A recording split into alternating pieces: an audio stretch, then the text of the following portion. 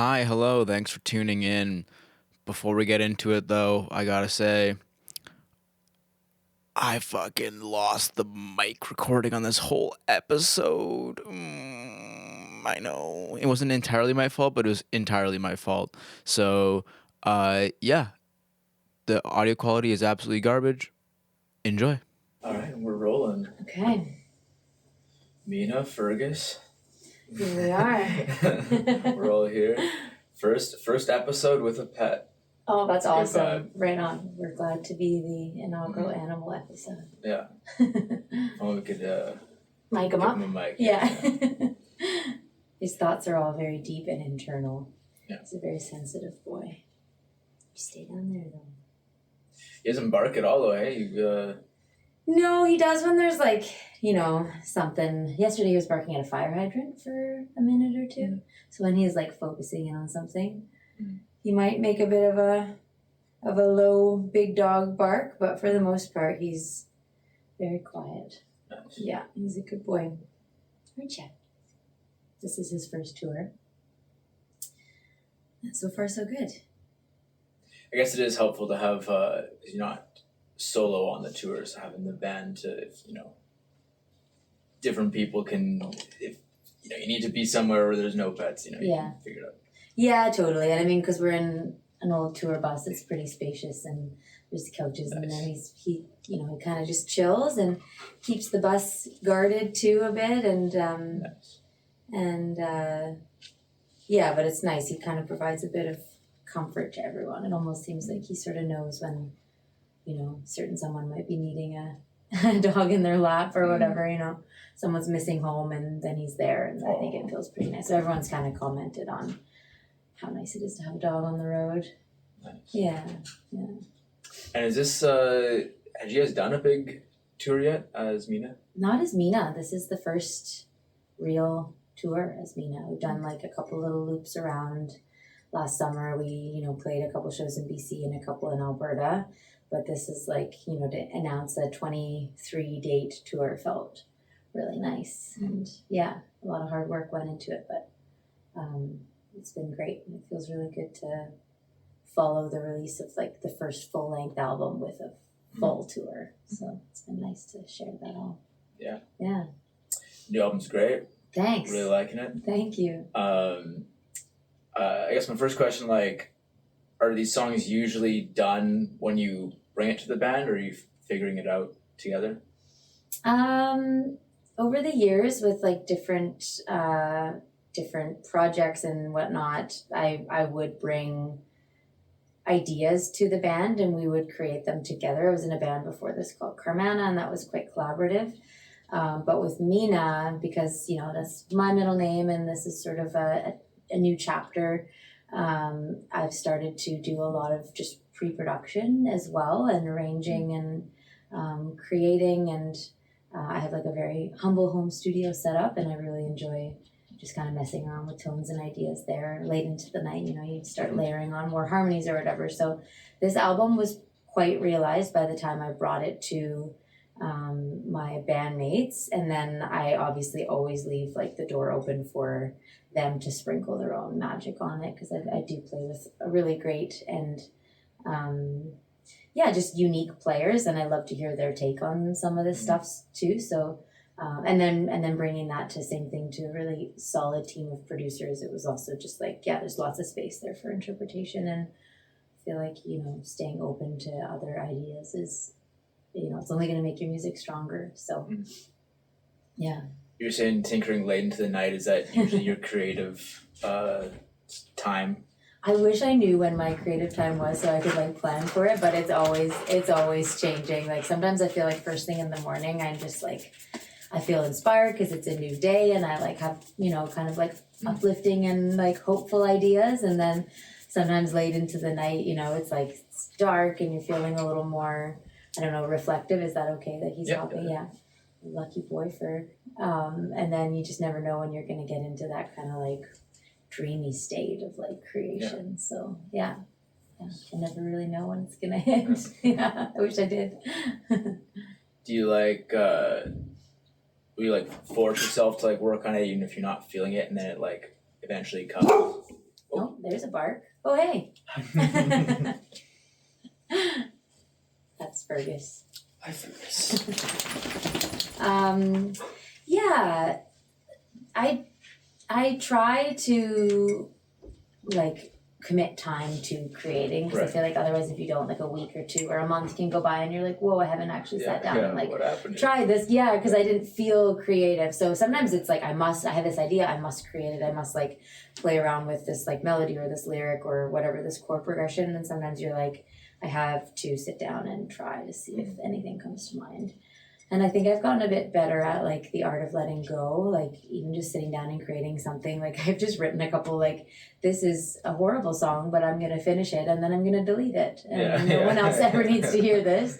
And then I've had a couple of those like, this is really ugly and whatever I'm playing right now, I don't like, but I'm still going to finish it. And then like out of that, I'm like, oh, actually this little bridge is a really cool melody. And then that might become, so...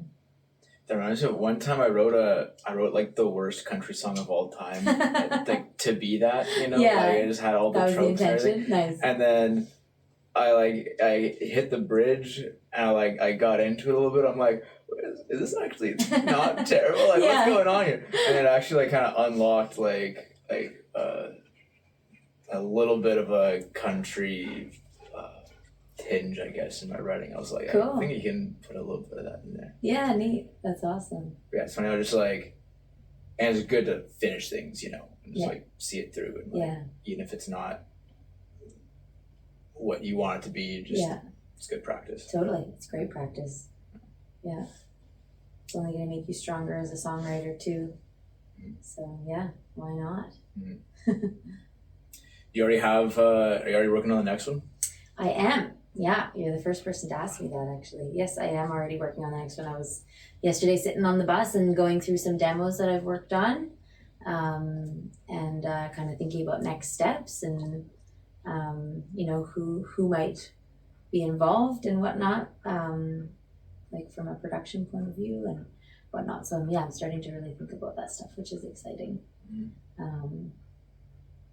Is there a sonic evolution? From where the light goes? Yeah.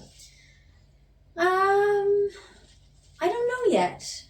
Maybe so. I feel like, it still feels very like, on the right trajectory with where I've been headed, just vibe-wise. But there's some quirkiness in there that's maybe also kind of like new and kind of going back to what we were just talking about as a result of just kind of letting myself play a bit. So we'll see. Time will tell. What does quirkiness mean in this case? I mean, when I listen to music, I like a lot of music. Like sometimes you just want to like sink into a certain vibe, and that's just how you're feeling. But I've always been really just like the songs that have just like those, I don't know, like an interesting little melody where you're like, I wouldn't have thought to go there, or like the timbre of a voice that's just like, oh, they like played around with like a little bit of something there, and it makes it kind of weird but also kind of cool, and I want to hear that again. Like I've always really kind of liked that, and in other artists and whatnot, and like I'm like thinking of your like Feists of the world, where she's got like quite a unique voice and she really like uplifts that and layers it, right? And on stage too, she's like playing with all sorts of amazing like pedals that like layer it, and just really embracing what makes her music obviously Feist. So many musicians kind of, once they find their thing, they can kind of like play with it, right? So, Was there a time that you remember where you're like, this is when I like found my voice?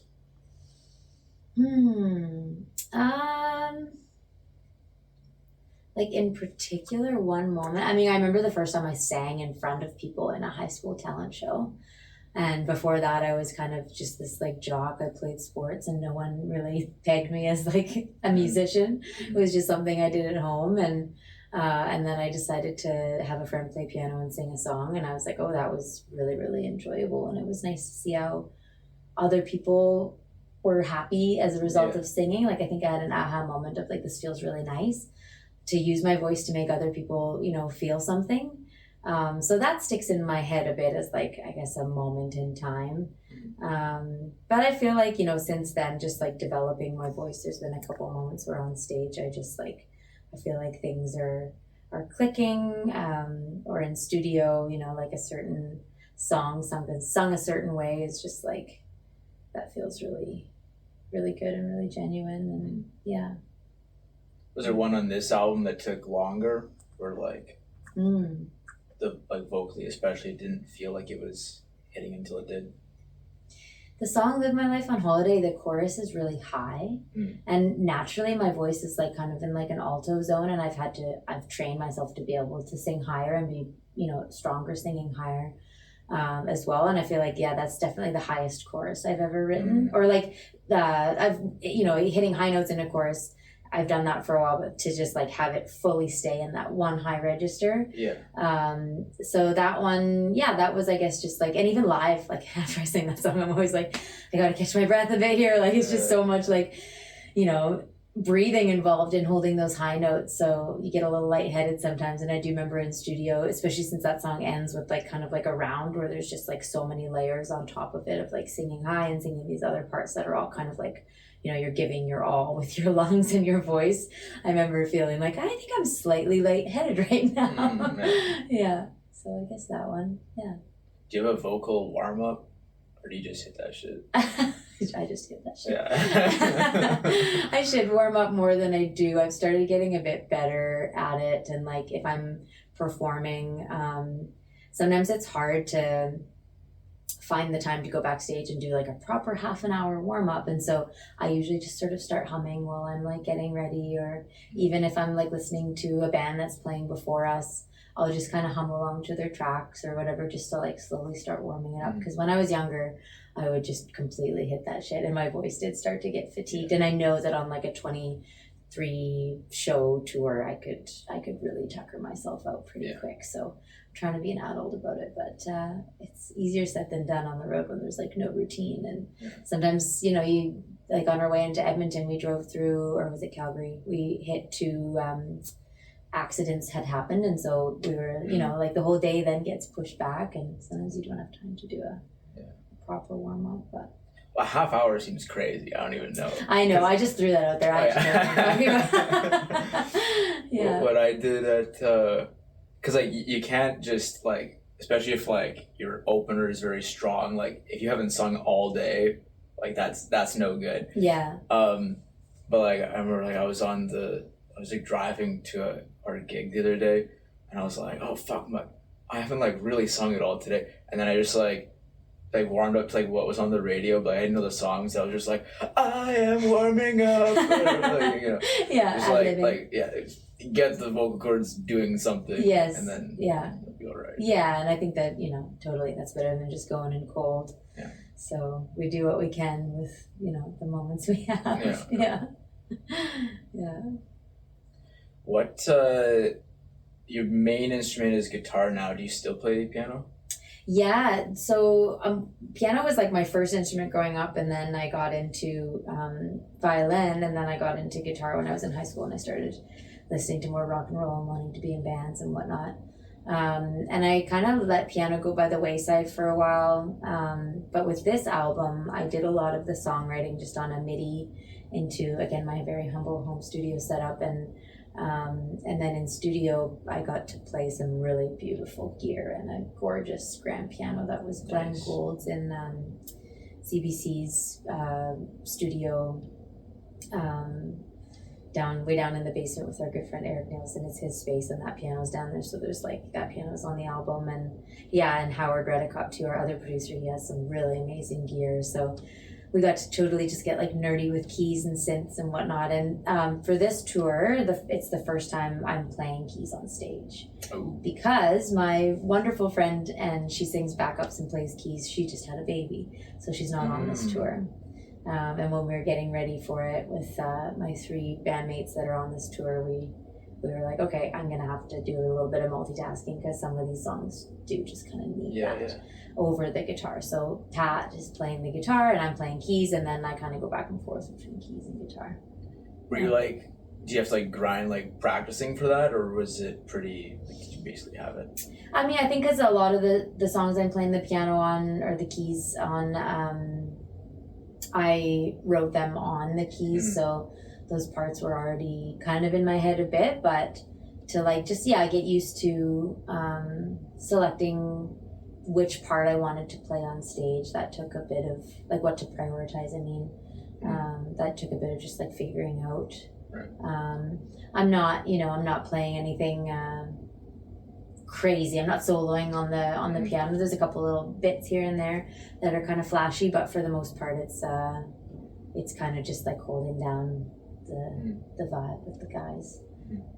So it wasn't too bad, but it's more just like getting used to setting up a whole other instrument on stage and just like positioning and whatnot. So it's also like for singing while you're playing the piano, like that ideally you're looking at your hands less. Is that a thing for you? Like, am I trying not to stare at my hands while I'm... Yeah, I guess so, a little bit. I mean, I think, there's a couple parts where I'm looking just because otherwise I'm playing the wrong note. I tend to also, like, I close my eyes a lot when I sing. It's just sort of my happy place. I'll obviously, you want to be connecting with your audience and whatnot too, but my default is just kind of closing my eyes and sinking into the sounds as opposed to staring out at a dark room where you usually can't see anyone anyways. You're just staring into the lights, right? So I tend to kind of just sort of close my eyes and get into the zone. What about you? I'm usually eyes closed. I'll like have to like force myself not to, because I'm like, it's kind of whack if I'm just having my eyes closed this whole the song. Whole time. Like, I could though. I could totally just feel like, is she sleeping? Like, I had someone on who they were like on the podcast who they were like, that's what they have. We wear shades. Oh, it's not to look cool. It's the audience doesn't know I got my eyes closed the whole time. I should try that. I find my eyes sometimes my blue eyes sometimes with like if it's super bright, I can feel like they get a little tired too. So maybe I should go the sunglasses route. Our bass player wears shades when he plays, and it looks pretty cool. So I'll do that. It is cool how like because if you wear the shades and you look out at the crowd, the whole crowd's like looking at me. Like I don't know, like you never know like exactly. It's like I know where I'm looking. Yeah, that's right. Yeah, nice. Because it's only been a few stops on the tour so far. What have been some highlights? I mean, we've played 4 shows so far, and they've all been extremely enjoyable. Really nice people everywhere. Our show in Calgary, the audience in particular was like really, really just like energetic and stoked, which was really nice. So that always just like, we kind of feed on that, can give that back, and it's just a really nice kind of relationship you form with the crowd in that moment. And then I saw 2 coyotes yesterday, which is pretty unique for someone coming from my neck of the woods. So that was really nice. And we've had some nice meals along the way, met a lot of really nice people.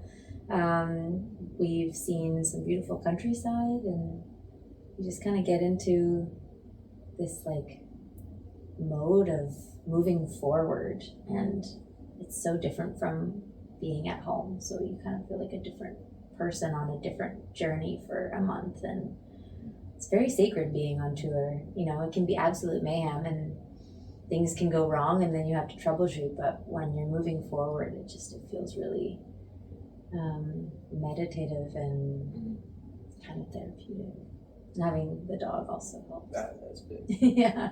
Are you gonna feel homesick by the end, do you think, or are you gonna be pretty good the whole way? I feel like somewhere around the 2-week mark, even when I go on like, a few times in my life I've gone like traveling, backpacking or whatever, around 2 weeks I usually have this moment, a day or something there, where I think about, home and whatnot, or the people at home usually is what I miss the most. But no, I think I'll probably be, for the most part, pretty okay. Nice. Yeah. And I think that's just because as you go, like I'm an extrovert who sometimes needs introversion, but for the most part I am just like really excited and happy to meet good people. Yeah. And that is like really, that's what tour is. Yeah. Like you're of course you're playing music and you're, you know, an artist and you're sharing what you do, but like at the end of the day, a good tour is good because you've met really good people and shared what you love doing with them. So I don't know, good people just kind of feel like home, I guess. Yeah. I like that. I was backpacking a couple years ago. Went for 9 months. Nice. To Europe and Southeast Asia, which wasn't even, I thought that was long, but I met some people who have been like, they're like, yo, I've been traveling for 10 years. Oh, wow. I'm like, holy fuck. At that point, they're not traveling. That's just like who they are. Yeah, exactly. That's amazing. But 9 months, that's a lot. Like it was a lot. That's more than, like way more than the average person. Yeah. That's very cool. When I set out for 11 months too, and then I was like, actually, the thing that was always pulling me back was the band. Right. I'm like, I'll leave everyone I know, but the band. Not the band. And cool. So then like, I came back a little earlier so we could like set some stuff up for the summer. Nice. But yeah, I wouldn't really get homesick all that much because it's kind of the same thing. Like you're just around all these great people. Like travelers are like the best people on the planet. Yeah. And so. Like wherever you go, it's always like there's dope people everywhere. So, totally. Yeah. If you're relating to them too, then that's like, you're in your own little world together. That's awesome. Where was your favorite place that you went? Vietnam, for sure. We were just talking about that. Our tech, who's on the road with us and is just a great buddy. He was in Vietnam recently, and he just keeps talking about how awesome it was. So now we all want to go to Vietnam. Yeah. Sounds like a great place with a lot of really good people too. Yeah. Mm-hmm. Good, like weirdly good music scene. Like mostly Western artists and bands who just like go tour travel around there. They'll like stay in a city for a little bit, have like a little residency, just play like, because it's so cheap to live there, right? So like you can kind of just like, I feel like no one's actually walking home with money there, but like you can just, you know, play a few nights a week at this bar on the beach or whatever. Nice. You'll make enough to live there. Perfect. Yeah. That sounds amazing. Okay, well maybe now I gotta go tour Vietnam. Yeah. Were you playing music while you were there? I had my guitar with me. Nice. I did like a couple little things, like hostels I was staying at, but I didn't like do any proper gigs. That's fun though, playing at hostels. I've done that before too, and then like it's just like the absolute icebreaker because then you just literally meet everyone. I feel like everyone wants to share a story about like, you know, once they know you're a musician, they want to tell you something. Yeah. Everyone can relate to like sharing a story about music or whatever. So that was my strat because I'm like a little bit like nervous to like approach new people, and I'm getting better at that. Like traveling made me way better at that. But like especially early on, I'd be like oh, like there's all these people, like I want to be friends with them. It's like, well, this is a way I can. I got this thing. Yeah. You know. Totally. Yeah, I remember feeling that way too. Which guitar did you tour with? I actually bought that one with the heart on it. Yeah. That one I bought in Istanbul. Nice.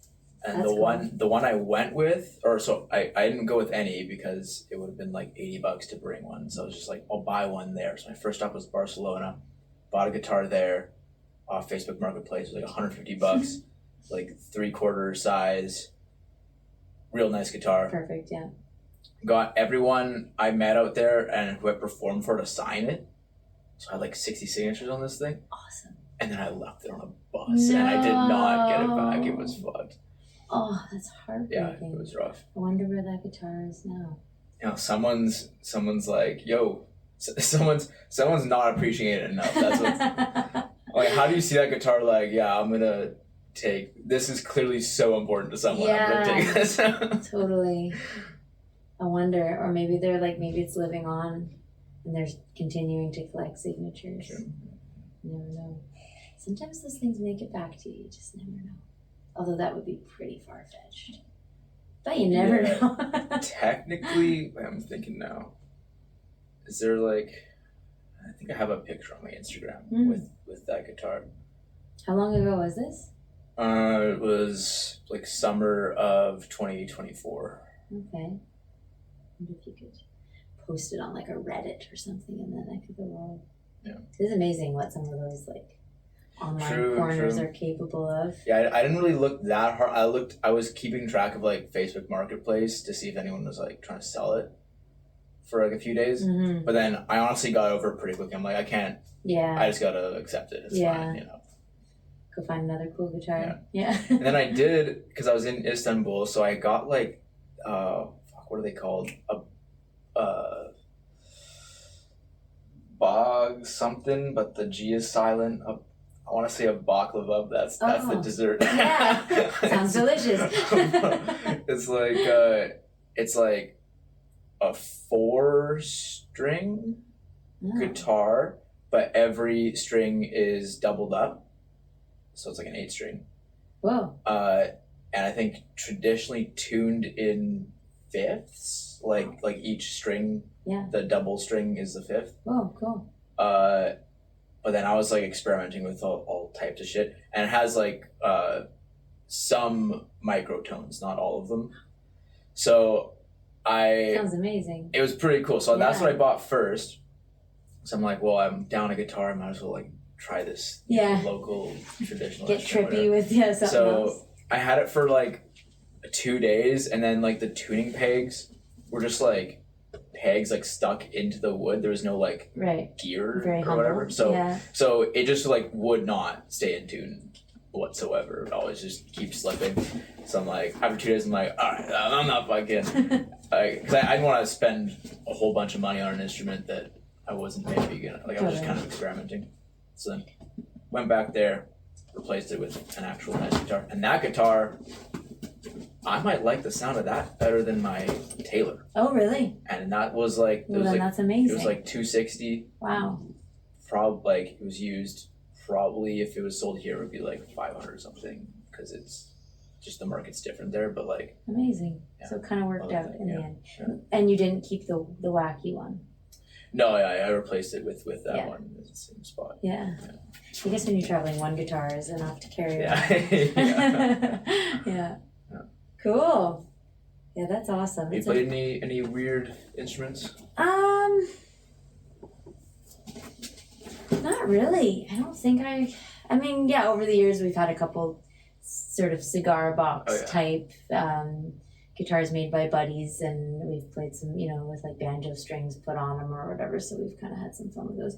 My partner who's in the band, he's played some interesting like Dobravinas and like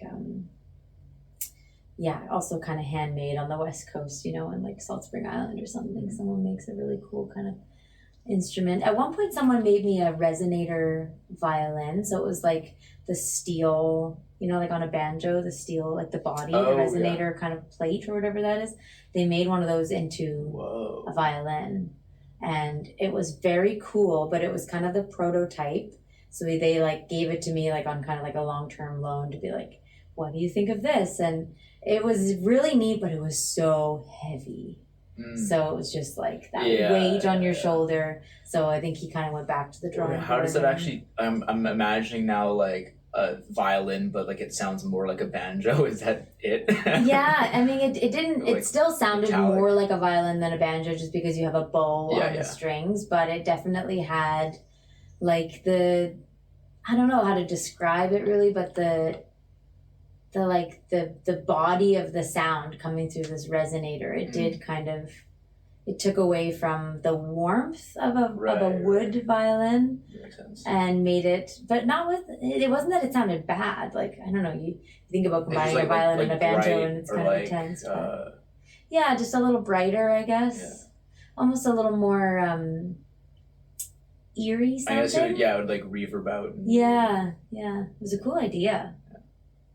But like I said, it was just too heavy to be practical. Yeah, and violins are just kind of like an odd.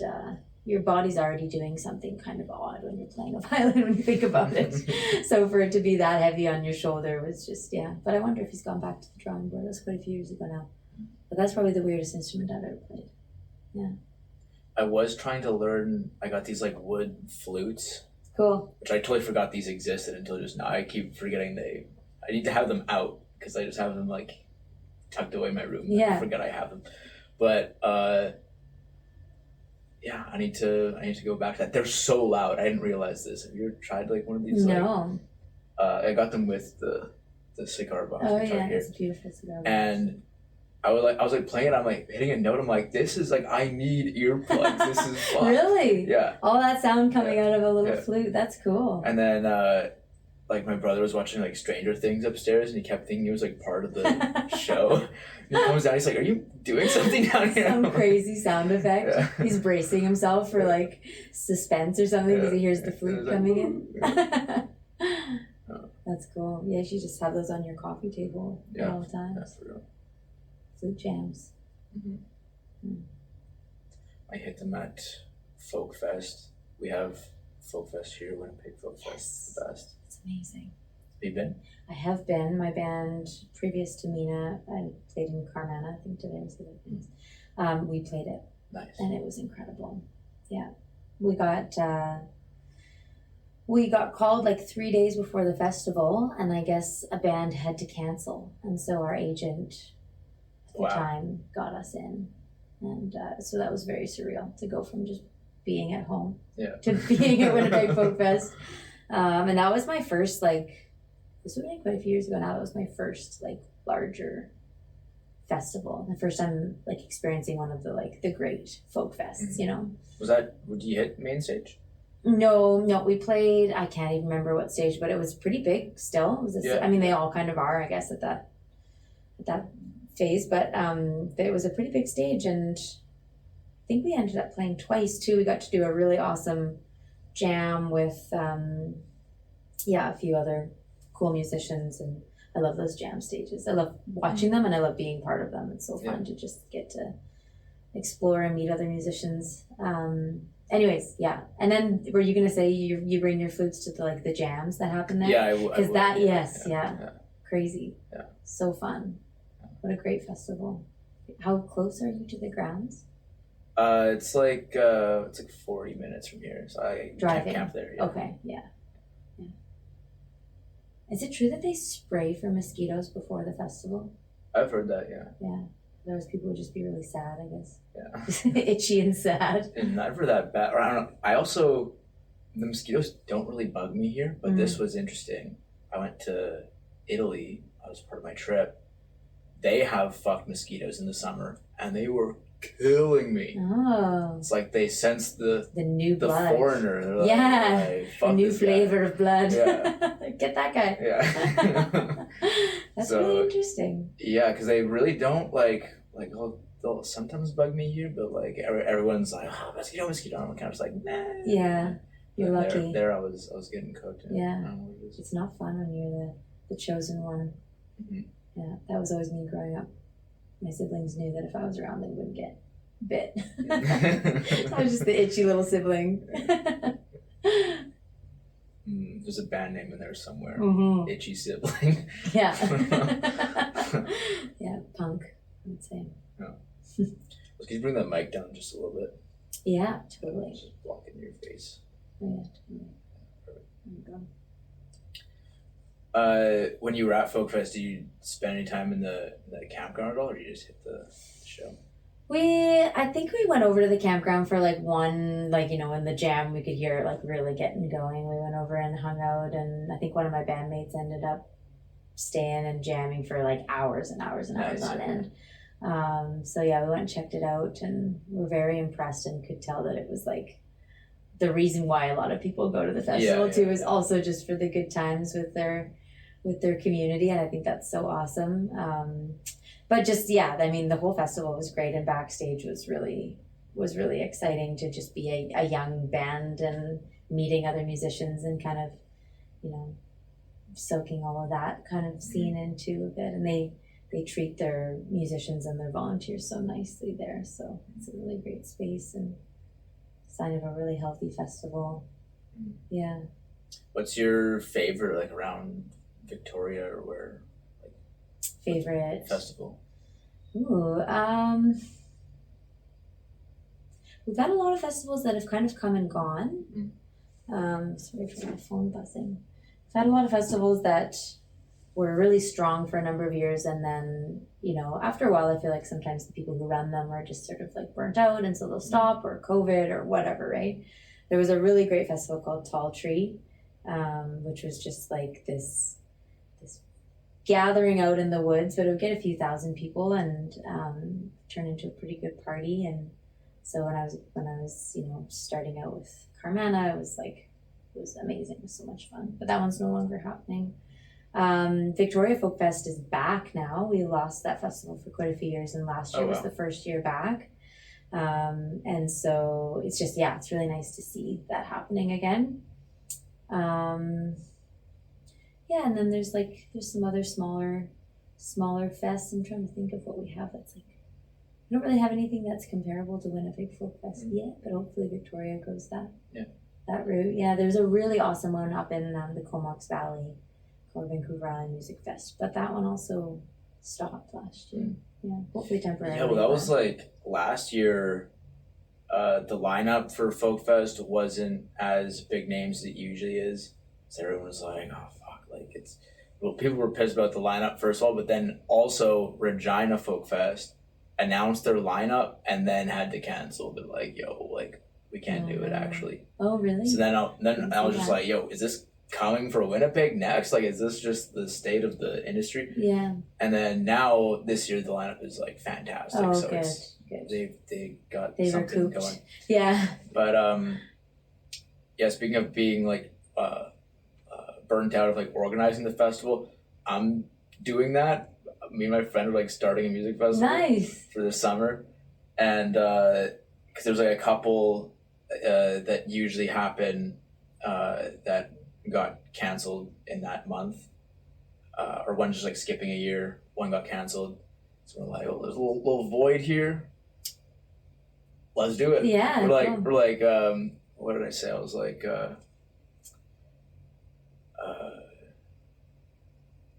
I don't know, it's like obviously like there's a reason that everyone's not organizing these music festivals, and I'm like, if anyone's dumb enough to try it, it's me. Let's do it. Yes, I think you're right. I have some friends that have organized them before too, and they were amazing and so much fun.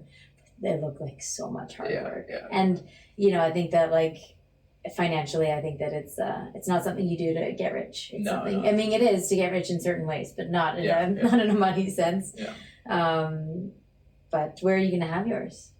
Seven Sisters Falls. It's like White Shell area, like hour and a half east. Cool. And these little, like, I saw the little stage in the forest. Is this all from? Those are Folk Fest. This is from Folk Fest. Oh, cool. And are they like the real deal? Those are the real deal. They're How'd you like get your a charity hands on auction. those? Whoa. Yeah. So cool. Yeah. Wow. How many times have you gotten to Winnipeg Folk? 8 years. Sweet. Good for you.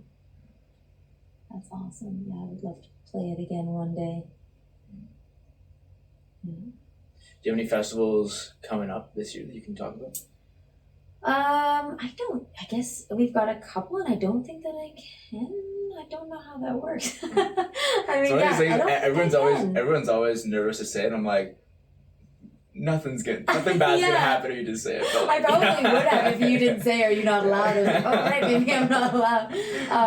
It's a pretty quiet summer for us, which, you know, following this tour, I'm okay with that, and with recording again, it did kind of work out well. But we've got a couple festivals and a few gigs kind of surrounding them. That'll be a lot of fun. But yeah, it'll be a nice mix of like creating and starting on another album, playing a couple shows, and then we've also just got home stuff to do too. My partner and I bought a boat, so we're gonna work on that this summer. Oh, yeah, that's fun. Yeah. Take it out. What's around the Wild West Coast? Yeah, we'll take it out to. Well, we'll see this summer how far we get with working on it. But we've got some cool spots in mind, like going up to, I don't know how, have you been to the West Coast, like Desolation Sound, kind of? Only to Vancouver. Okay. Yeah. Go to the island next time. Well, I worked there for a while. That's in Vancouver? Yeah. Oh, yeah. And then, I never had the chance. But if I go out there for, like, travel or just for fun, like, for sure, Yeah. Cool. Yeah, I bet you'd love it. Gulf Islands are beautiful too. You can add to your quirky instrument collection. Yeah. You got a spot right there for another instrument to hang. What do they got over there? There's just so many creative people on the Gulf Islands who are, luthiers or making art and stuff like that. So there's one guy on Salt Spring who used to make, he made the resonator violin, and he made a couple of cigar boxes and whatnot for us to try out. His name's Grant Wickland. He sells at the market. Shout out to Grant Wickland. Shout out Grant. Yeah. I think he's still making instruments, but I don't really know for sure. But great dude. Yeah. Mm-hmm. And yeah, what else is coming up? What are you excited for? What's happening right now in your life that's fucking awesome? So much of my mental energy has gone into this tour. Yeah. So I feel like until this chapter is done, everything else feels really far away. Yeah.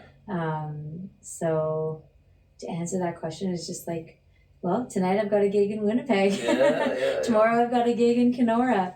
And then I think, once the bus ends up back on the West Coast, we've got a bunch of island gigs, and then sometime in mid-May things will kind of start to slow down again and start planning ahead for everything then.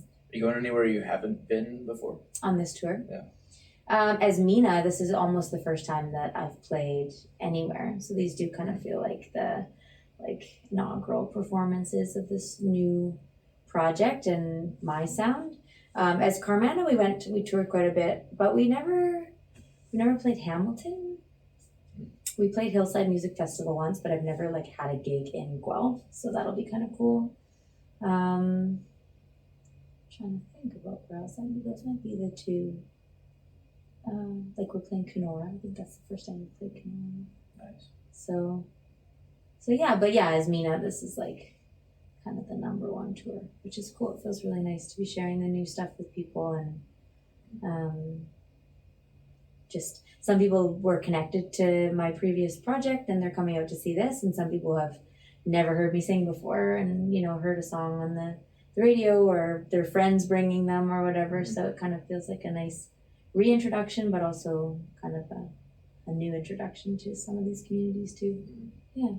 In Kenora, that's a fairly small town. How's what's the size of the venue that you're at? We're playing at it's the Kenora Curling Club. Okay. So I don't think it's going to be massive. And I don't really know what to expect other than I'm sure it's going to have good vibes because it's a curling club. But our agent, we work with a wonderful woman named Sage McBride, and she just moved from Fernie to Kenora. So she booked this whole tour for us, and she's like, hey, do you guys want to stop in Kenora and play here as well? And I mean, yeah, why not? Cool. Yeah. I know some guys who've played it. I've never seen it. But, Cool. And it's not not the first band. Yeah, that they've ever had. It's more than a curling club. Yeah. There's actually, there's a little stage and stuff, it sounds like, but I don't know, I'm expecting Legion vibes where I feel like a curling club is just always kind of sweet and it kind of has that homey feeling. So I think it'll be nice.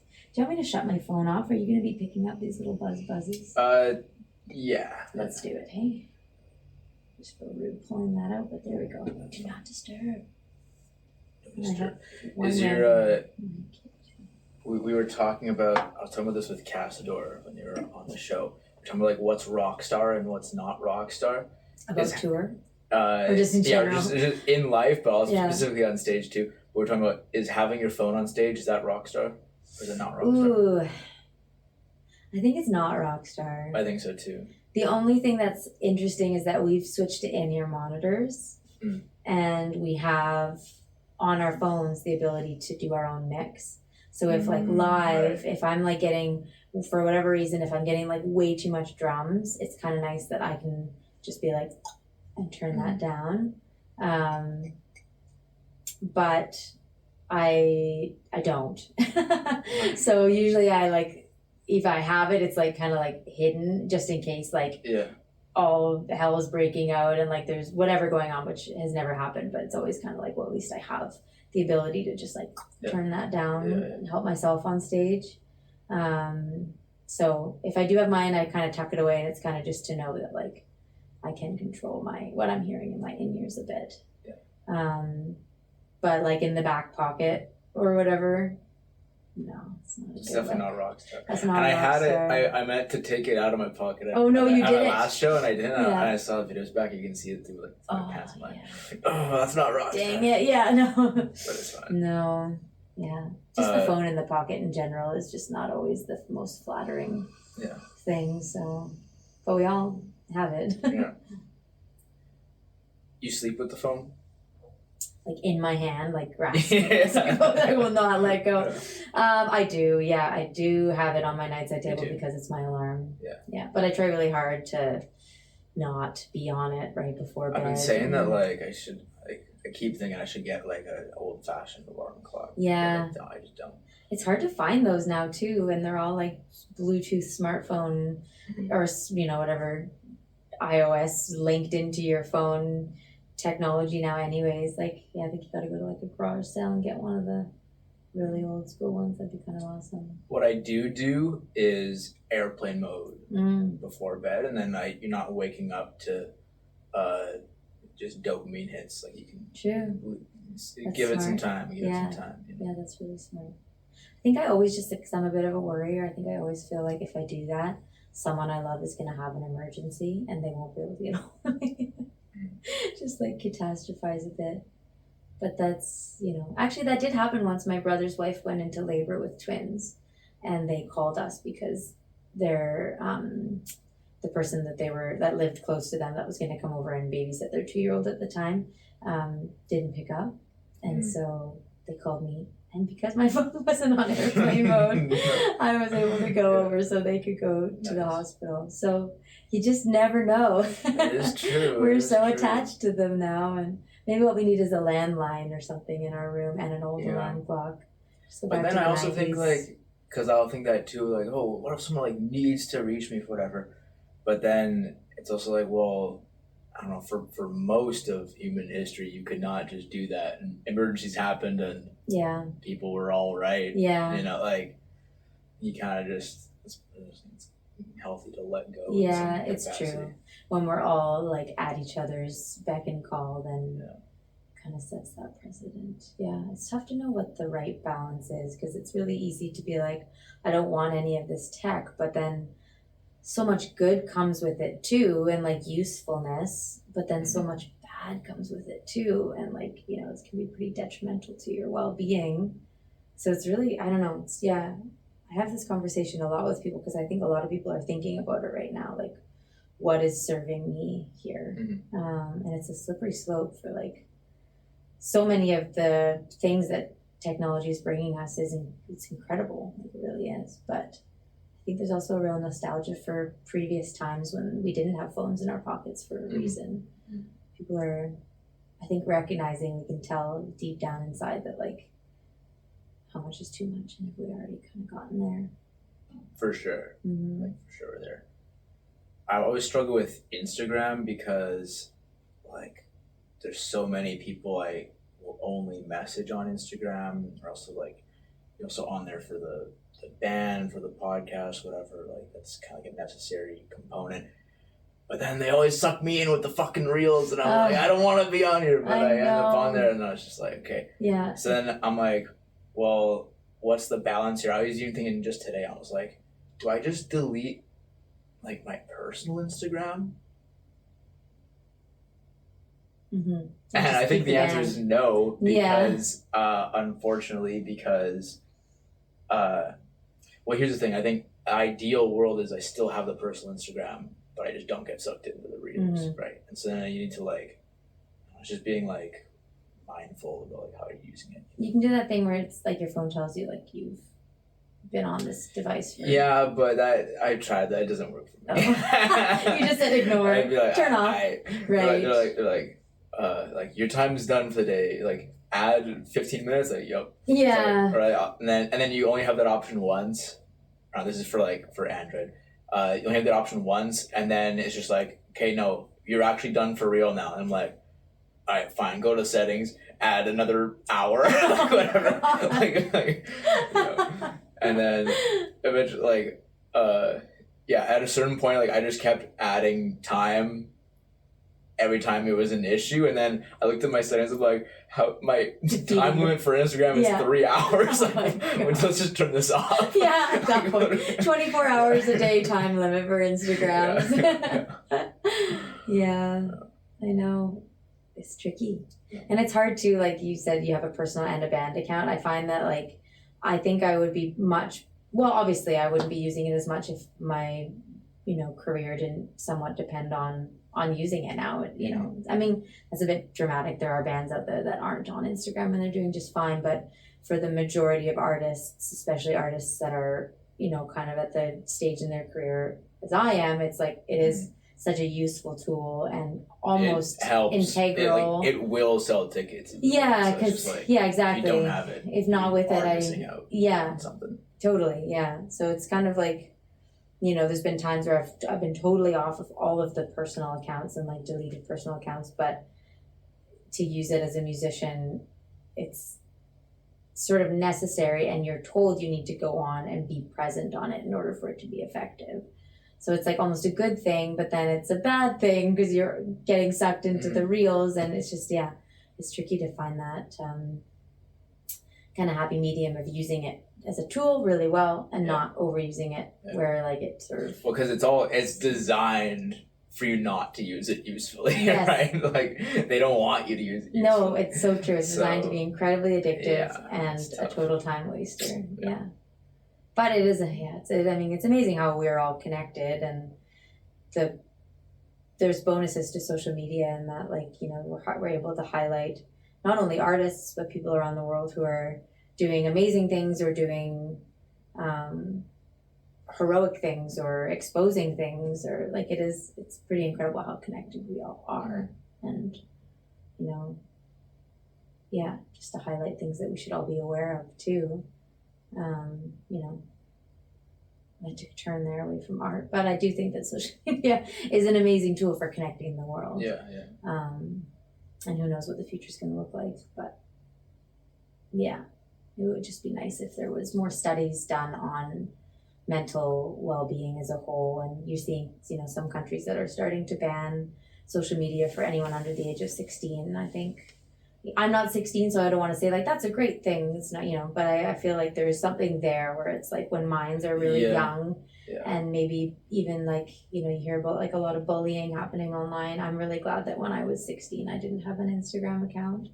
So it would just be nice if, same with AI, if there was just a little more time put into like, okay, we have this idea, but instead of just throwing it out there and letting everyone use it, what's the best thing for us to do as a society, for like our collective well-being, before we just turn this into the Wild West of like, good luck. Add the whole planet as guinea pigs. Yeah. I heard this thing the other day. I have no idea if this is true, but I'm just gonna say it on the biggest platform that I have access to at the moment, which is right here. Someone just said that, like, because you know how they have like they say like your brain stops developing at like 25, so like you finally stop developing. One of my friends just said the other day, I'm like, word, that sounds true. They're like, it's actually like 31 now because of like people are stunting their brain development. Because they're stunting their brain development, but then with through technology and whatever. But if it's still developing until you're 31, doesn't that mean that our brain development is longer? Longer but slower. Longer but slower. Ooh, that's interesting. So I should probably Google that. As you say, yeah, we can wonder about that, but we don't know if it's true. But it could be true. Hypothetically, it would not be surprising. I always think about that because like people just say shit and then I'll believe it and then I'll like bring it up on this podcast. I'm like, well, I have to be a little bit responsible. Right? Yeah. With, like, how you know, put the asterisks at the bottom. Like, this did not get fact checked. Yeah, it is so easy to hear these shocking things and then just turn around and repeat it to the next person and share the shock value. Yeah. But honestly, that wouldn't surprise me. Yeah. Knowing nothing about brains. Yeah. That would surprise me. But also, like, I feel like I gotta Google it. Yeah. Well, Because it wouldn't surprise me, but then it's also like, but how, like, wouldn't, I feel like it would make more sense for me logically that, like, everyone's just dumber. Like, your brain still develops at 25, but it just isn't going to be what it used to be. Mm-hmm. So I guess that is. So between the age of 25 and 31, your brain is just kind of slowly trying to, like, recover for lost time. Yeah. And then my other friend too was like, Dad, he's like, I waited until I was 25 to do all these drugs. He's like, now you're saying I gotta wait another 4 years, whatever. Some would say that would expand your mind even more, though. So it depends on who you ask. Yeah. I would say that, but hey, you didn't hear it from me. No. On your platform. It's known to be said that. Yes, it has been said before. Somewhere out there, maybe by the same person that told you the 31-year-old fact. Yeah. Thanks for letting Ferg chill up here with me. Ferg's chilling. Yeah.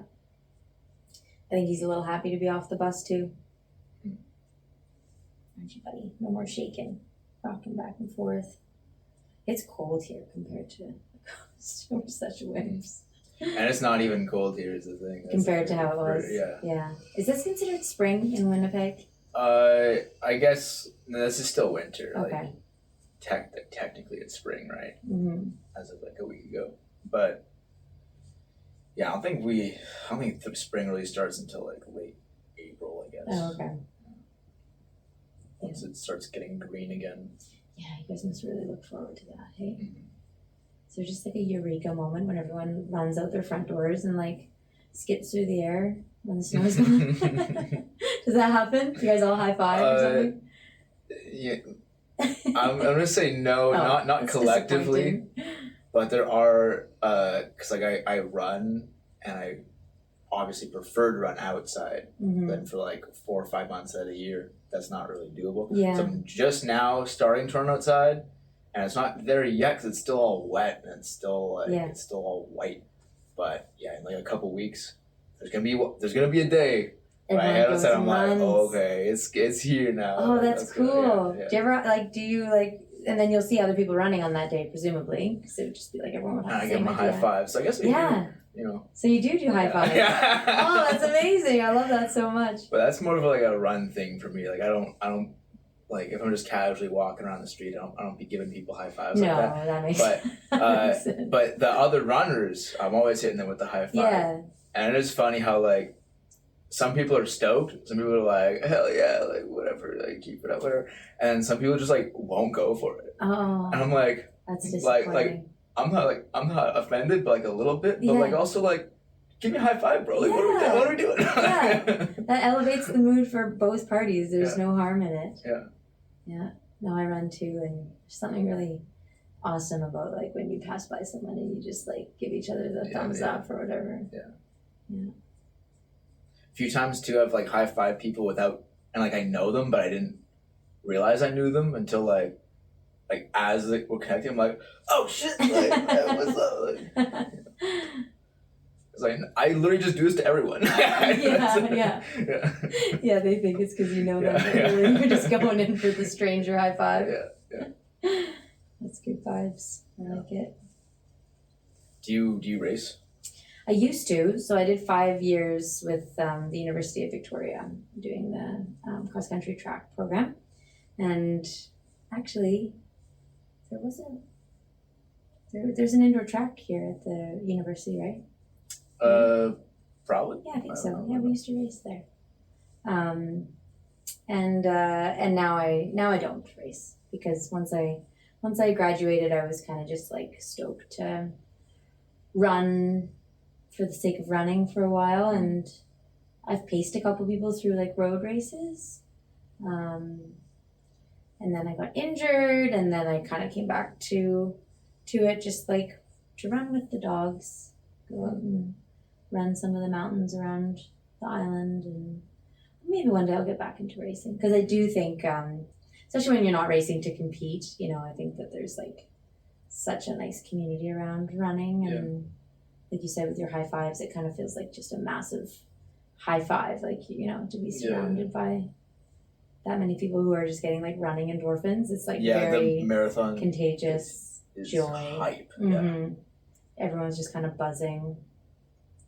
So I like the idea of running just to run, but if I did, I would run like a fifth of what I run to race. Yeah.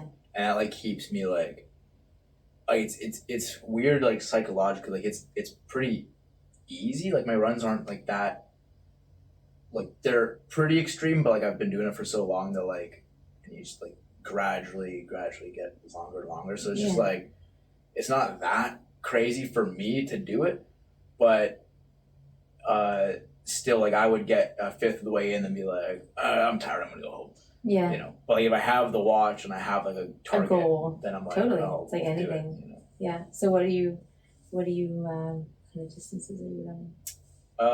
Well, recently I've just been doing, because like my long run would usually be like 3 hours, and then, but like on the treadmill 3 hours is torture.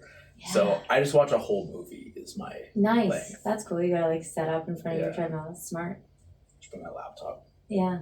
And then but yeah, once I'm outside it'll be like probably 50. I also do miles because it's a longer distance. So it's like easier to like think about. But I think it would be like 18, 19 miles for the long run once a week. That's awesome. And then like 5 miles on other days. And do you leave from here or and just run out to the this past year I was always here, and I would go through like Assiniboine Park, is like the big park within the city, a little further east. And then I go through there, through the forest, maybe come back.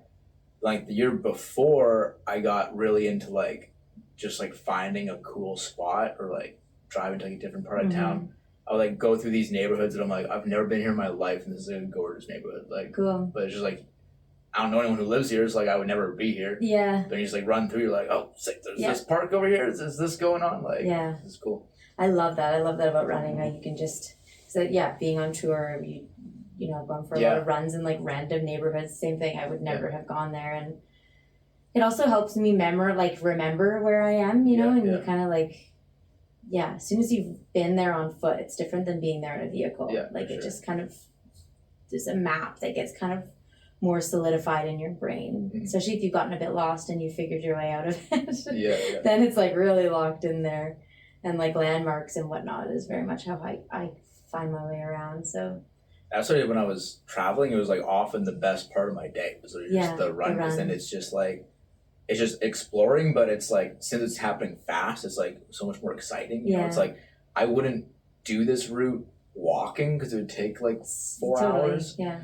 So but like to run it is just like dope. It's like we're moving so fast through all this stuff. Yeah. It's just like waving at the people, giving out high fives.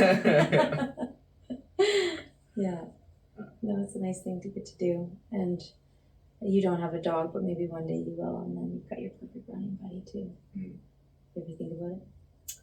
I don't think I would. We used to have a dog. Our dog was not as well behaved as Fergus. Okay, but then it was like, and it was also one of these things, like for the last like 2 years of his life, he was just like miserable. Like, he could barely see, barely hear, barely walk. Yeah, that's tough. And then you just like keep like doing surgery so that he doesn't die, but it's like, homie should be dead. Like we're kind of like we're keeping him alive by a fucking thread here. Like, you know, and man, it's just like, it is a lot of big responsibility. Might be more inclined to do a cat. That's nice because of that. Yeah, buddy to cuddle with after your run, not take on your run. Yeah, it's tough. The end stages of having an animal. I have gone through that a couple times, and it's not easy. I have no regrets. Yeah. Yeah, I love having an animal around. I feel like especially, I don't know, I think for a lot of people, like, it's just, the world is a bit tough, and an animal just sort of lets you love them unconditionally and vice versa. So having a dog on the road has been really nice. And having a running buddy is really nice too, because I encounter bears sometimes, and furries is good for that too. That's it. Yeah. Yeah, I think when I'm a bit older, I would be more inclined to. I just feel like at this point, I'm just like, I don't. Or there'll be like times where like, okay, I want to do something with my friends. We're doing like a weekend thing. And they're like, oh, we can't because we got a dog. I'm like, that sucks. Yeah. It doesn't come up that much, but like when it does, it's like usually like a super fun thing. So it's like, Yeah, I mean, it is a big responsibility, and it should be, right? Yeah. Yeah. But I feel like it's if you can make it work, it's pretty amazing. And there's so many animals out there that need to be adopted too. Actually, our sound tech, he works for an amazing organization called Northern Hope, and they operate in this neck of the woods. I think their span of land is pretty big where they work, but they find dogs in northern communities, and this, I think, sounds like, I don't know a ton about this, so maybe I shouldn't speak too accurately on it, but like I think there's quite a few dogs just sort of like hanging out and not living super great life, so they go into some of these spots, and he's a flight buddy, so he'll bring them, because he travels a lot doing sound. He'll bring them from wherever he is, usually like Saskatchewan somewhere, to the island where they get adopted out, and other spots too, which is pretty cool. Sweet. Yeah. Anyways, maybe when you're ready, you should check out Northern Hope. No pressure though. Yeah.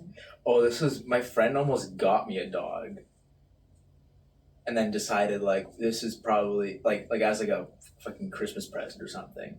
And then decided like this is a conversation beforehand. And I'm like, thank you. Like she's like, oh yeah, we almost got your dog, and we figured probably should talk about it. I'm like, yeah, dude. I think yes. I think there are very rare cases where getting someone an animal as a gift is a good idea. I think it probably has happened, but I think for the most part it's a personal decision. I think if you already decided that you want it and you've talked about it, then it's like, then it'd be cool. But definitely. No.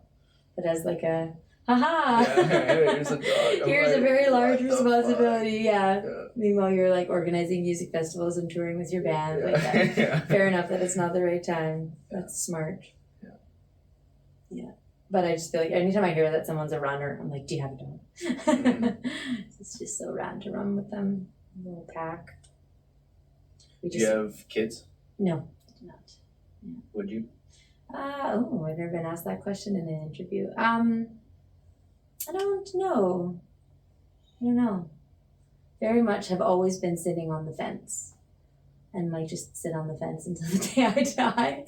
I don't know. I feel like there's good reasons to, and there's good reasons not to, and I think until you like really, really, really know that is exactly what you want, it's really easy to just kind of stay sitting on that fence. And there's a lot of really awesome reasons right now not to, and they're pretty loud in my head. I think it's a very fair fence to sit on. Like, you shouldn't have kids unless you know you're like, I want kids, you know what I mean? Like, you can't it's like, because the thing is, if you sit on the fence for too long, then like you make your decision that way, Mm-hmm. So people can be like, oh well, like you should actually make a decision now. Mm-hmm. But if you're not really all the way in it, like that is when you should not, Yes. Yeah. And it is kind of cool to see how that has changed. I have a lot of friends who aren't having kids and have either known that for a long time or they've gotten to it kind of in the way that you've just described. They're like, it's not something that I really need or want to do, so therefore I guess I won't. And then their life fills up with other opportunities that might not have happened if they had been giving themselves to being a parent, which takes a lot. So I hear. So I've seen with a lot of friends who are amazing parents, and seeing my parents be amazing parents too. It's like, that is a big sacrifice, and I think that you owe it to yourself and to your kids to really want to be there. And just because a lot of my friends are parents, I understand that some days look really, really hard, and some days look like they're absolutely amazing, and I just don't know if that's the direction I'm going to go. I like tour. I like music. I love dogs. Yeah. I'm pretty happy. You take the dog on tour, take the kids on tour is a little... That's tricky, yeah. I mean, people do it. You see some amazing bands, even in Canada, that have brought their kids on the road, and it's pretty amazing. And those kids are living a really cool life and have a great story and whatnot. So I guess, to each their own. But you just hope that whatever way you choose to go, if it's really what you want to do, then it'll be worth it. It'll be right. That being said, I'm sure that there's times when people weren't ready for kids and they had kids and it still ended up being absolutely amazing. So really there's no right way. People are resilient too, right? So but for me, I don't know, there's a lot of people in the world already, and I am... That is true. Yeah. Do we really need one more motherfucker in here? Well, my kid would be just kidding. But I don't know. I also just sometimes I have days where I'm a little bit doomsday, and I'm like, what is the world going to look like? And is that the move I want to make right now? So I have a feeling I'm probably going to be a fence sitter until it's too late. And then I'll just get a couple more dogs or something. I think that's a good place to end it. Okay. Ended on a doomsday note. Yeah. I love it. That works for me. That works for me. We were pretty optimistic just before that. Yeah, we went from dogs to running. We were in the endorphin zone. Yeah. Music, we were and now we're ending on kids and doomsday. But it'll all be okay. Yeah. Whatever route we take, it's all fine. The music is going to be interesting no matter what happens. There's going to be a lot to sing about. So, yeah. Oh yeah, thanks so much for coming in. This has been a great chat. Yeah, nice chatting with you. Good to hang out here with you in your sweet zone. Thanks for having me. Thank you. All right, peace. Thank you so much for watching this episode of In the Zone. If you're on YouTube, you can like the video and subscribe to support the show. If you're on another podcast platform, give us 5 stars, give us a follow, do what you can. Just throw me a freaking bone here, okay? I'm busting my ass day and night to make a good podcast just for you. So please do what you can. I appreciate it. While you're at it, go over to Instagram at inthezone.wpg and give that a follow if you haven't already. Thank you so much. You're the best. Love you lots. See you next time.